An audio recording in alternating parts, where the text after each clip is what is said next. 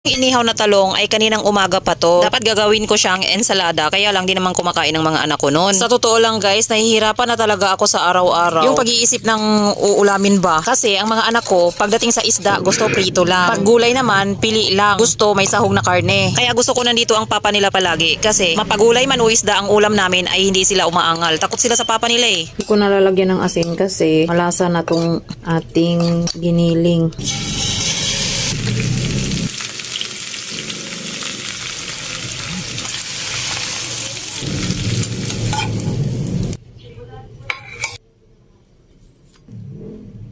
Last.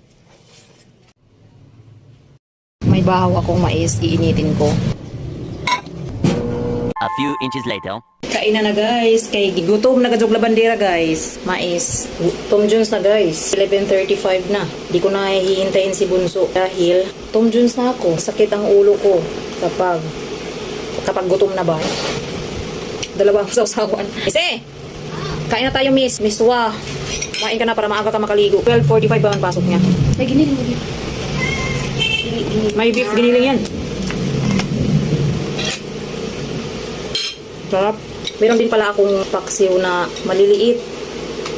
Babalutin ko sana to ng dahon ng saging. Kaso wala akong dahon ng saging. Walang available. Buti kung sa probinsya ay nasa likod bahay lang. Kain po.